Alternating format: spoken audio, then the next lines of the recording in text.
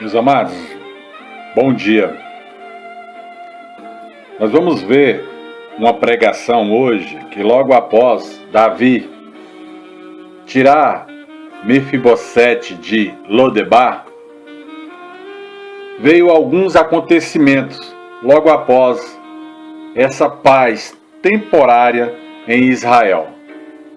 Aconteceu depois que morreu o rei dos filhos de Amon, dos amonitas, e seu filho Anum reinou no lugar de Amon. Então Davi, preocupado até mesmo, ou querendo agradar sua vizinhança, ele falou na sua recâmara: usarei eu de benevolência com Anum, filho de Anás, como seu pai usou de benevolência comigo? Ora, Anás já tinha acolhido a Davi quando estava vivo.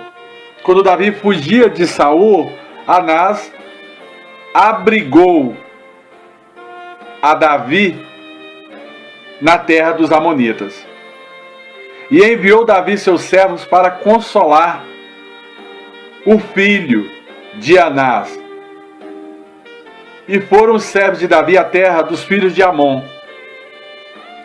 Então disseram os príncipes de Amon a seu senhor Anum: porventura honra Davi a teu pai e aos teus olhos? Porque te enviou consoladores?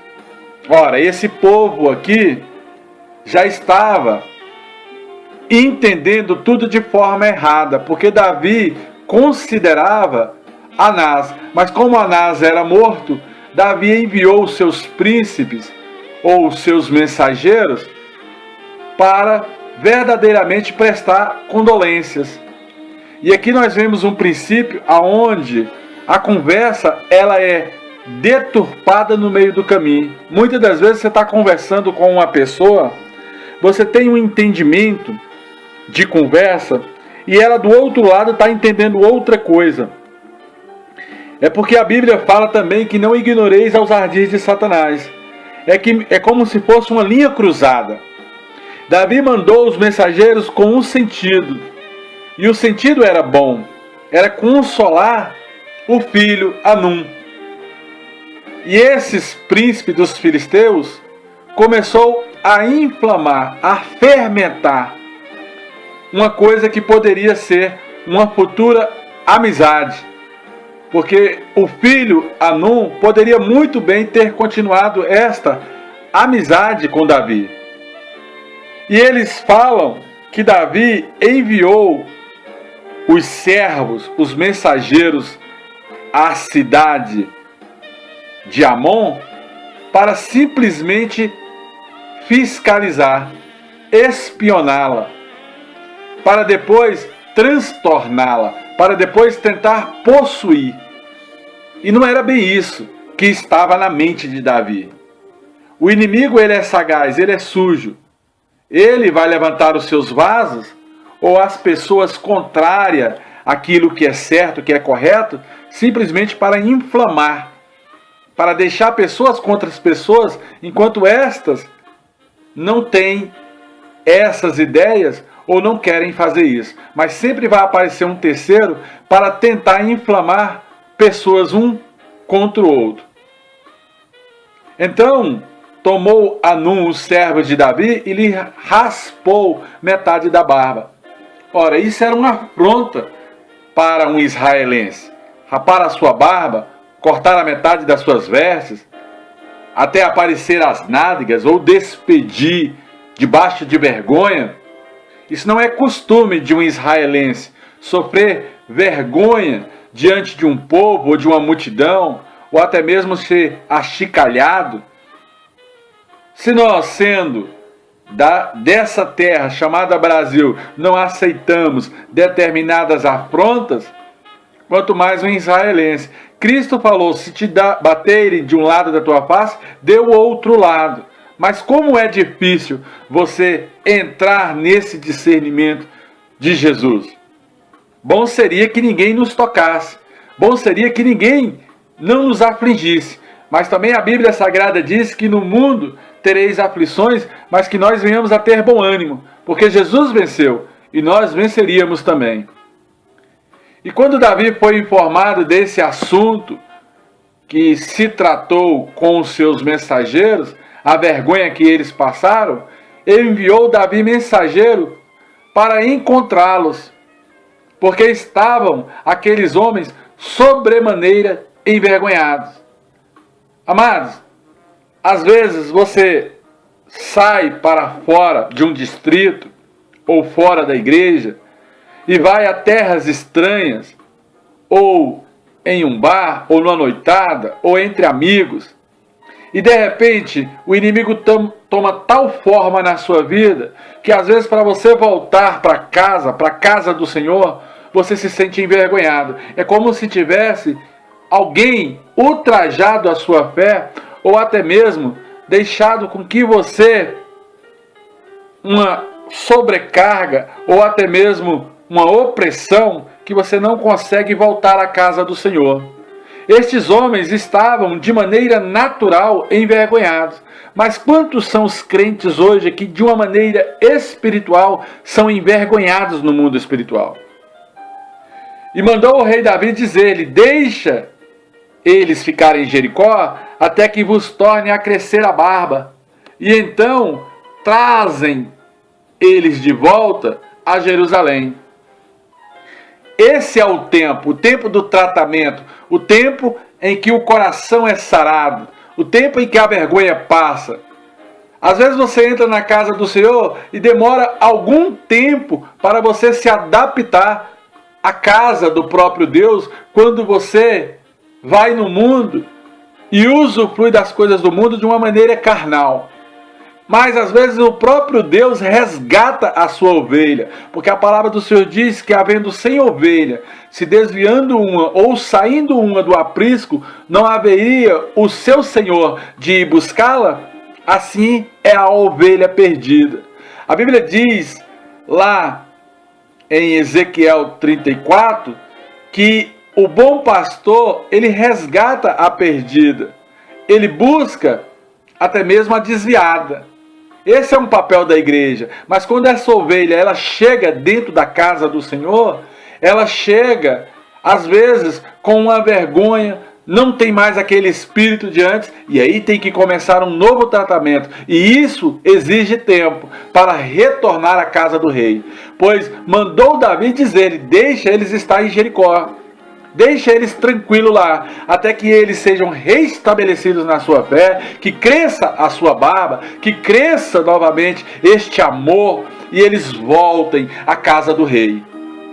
E vendo os filhos de Amon, que se tinha feito abomináveis para com Davi, enviaram os filhos de Amon recados para os assírios e para os sírios e para Maacá.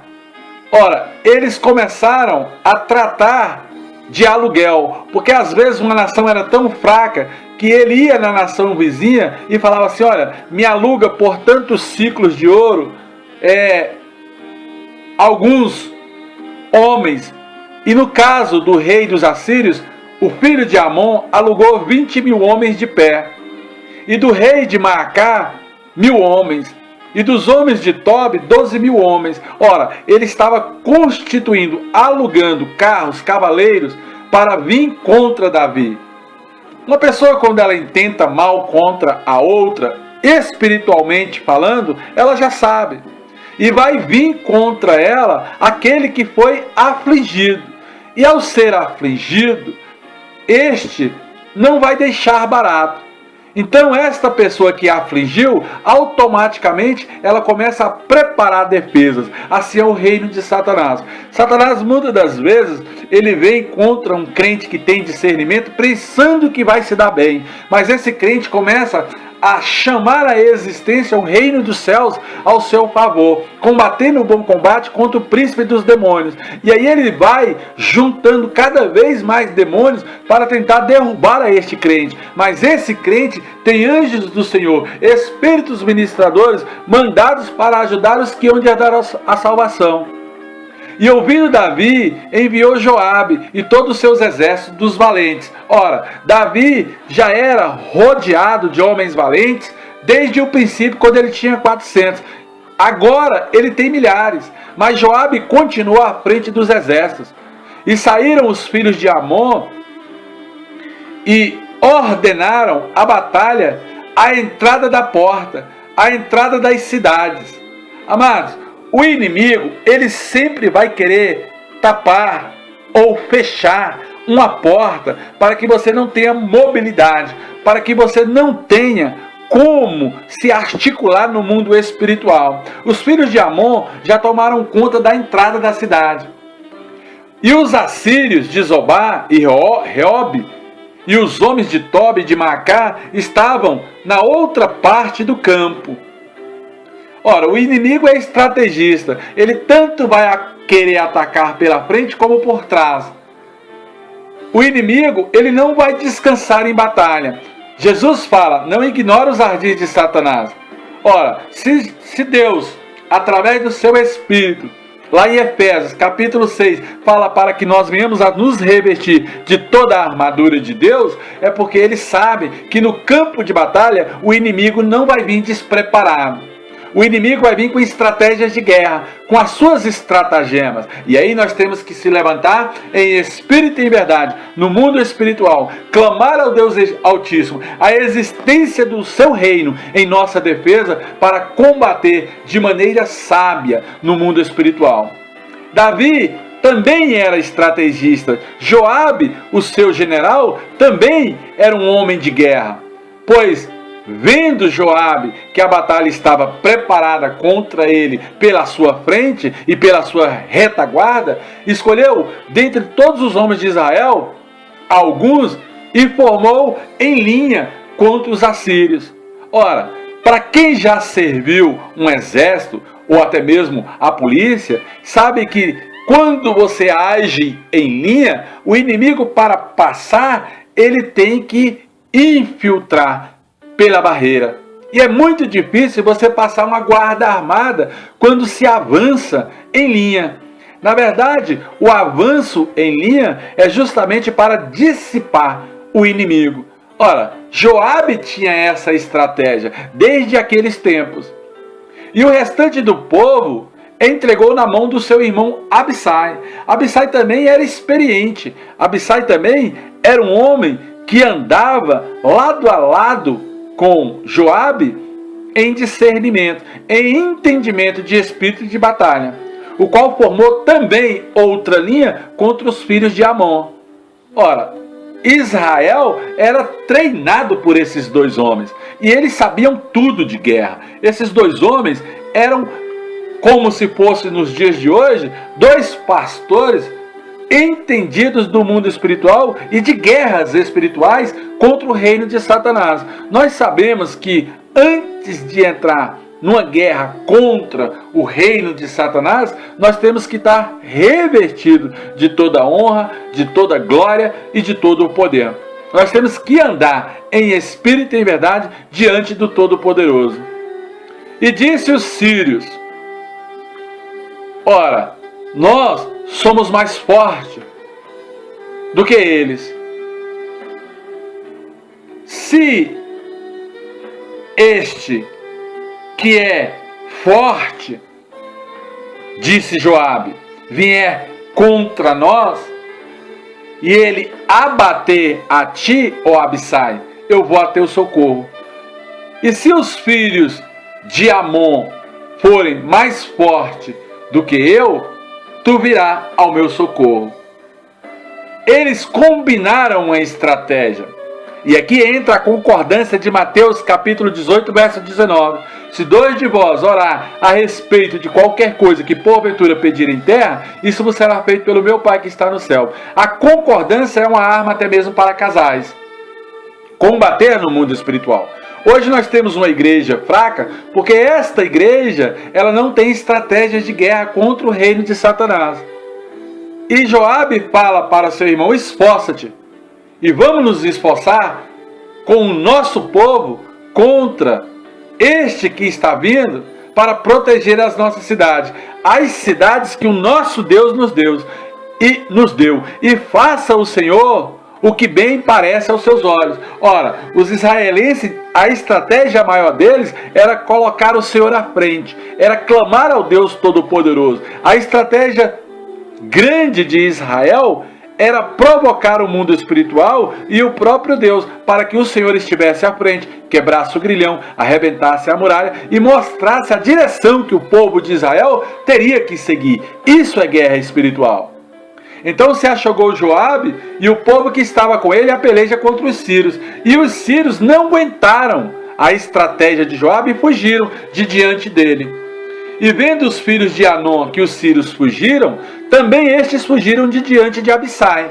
Porque eles sabiam que se os sírios fugissem, Joabe automaticamente iria ajudar Abissai. E resolveu todo mundo correr. E entraram em suas cidades. Então Joabe voltou dos filhos de Anom e veio para Jerusalém. Resolveu não combater mais contra os filhos de Anom ou contra os sírios. Mas vendo os sírios que foram feridos diante de Israel, se refizeram, ou seja, voltaram. Correram, mas voltaram. Amados, o inimigo, por mais que ele corra, a Bíblia diz: orai sem cessar, combater o bom combate. Por mais que ele se sinta afligido no mundo espiritual, ei, o teu inimigo não descansa. Ele vai querer se refazer, ele vai se alinhar novamente e vai querer vir contra você outra vez. Então, vigiai e depois orar. E mandou Hadadezer, um dos príncipes, um dos reis dos assírios, e fez sair os sírios que estavam do outro lado do rio e vieram a Elã. E a Zodaque, outro capitão do exército de Hadadezer, que era o rei dos assírios, e marchavam de diante deles. Ora, a Bíblia diz que o reino de Satanás é organizado por príncipe dos demônios, por potestades, por hostes do mal. É organizado por dominadores de mente, por demônios neste mundo tenebroso, e todos eles estão pairados nas regiões celestiais. Então, Davi, informado dessa nova estratégia dos assírios, Davi ajuntou novamente e passou o Jordão.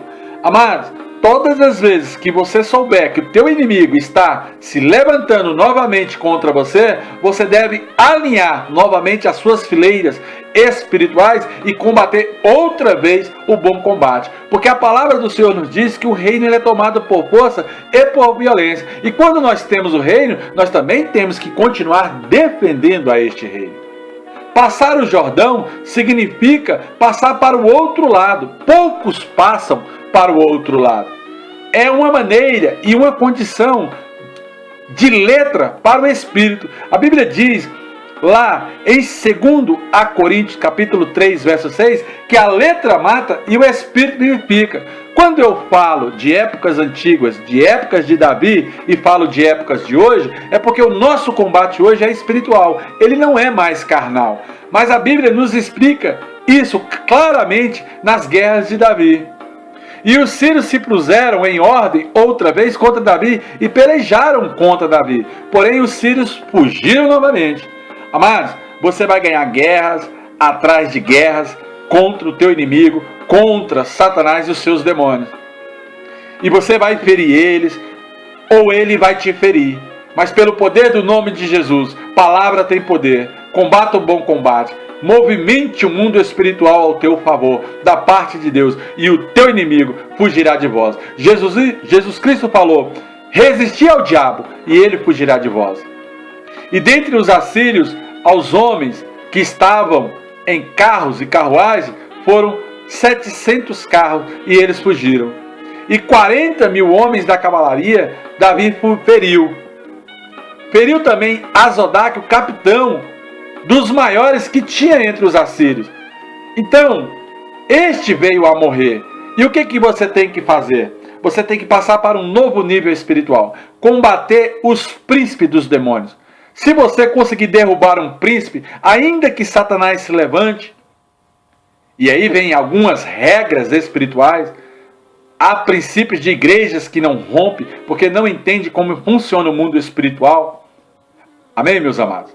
Então, tem que ferir os capitães, tem que ferir os principados, tem que guerrear contra eles, tem que sair das potestades, tem que parar de beber leite e começar a comer alimento sólido, começar a guerrear como um verdadeiro guerreiro no mundo espiritual. Então, todos os reis e servos de Hadadezer, que foram feridos diante de Israel, fizeram paz com Israel e começou a servir. Amado, se você combater uma vez e ele fugir, combater duas vezes e ele fugir, chega uma hora que ele começa a te servir. Você sabe por quê? Porque o inimigo, ele vai ceder para o espírito que está em você e vai começar a te devolver tudo aquilo que foi roubado e consumido pelo gafanhoto, pelo migrador, pelo cortador, pelo gafanhoto. Isso são princípios espirituais. E vai passar a te temer. E aí, não vai mais entrar na defesa, porque a palavra do Senhor diz que os sírios temeram socorrer os filhos de Amon novamente.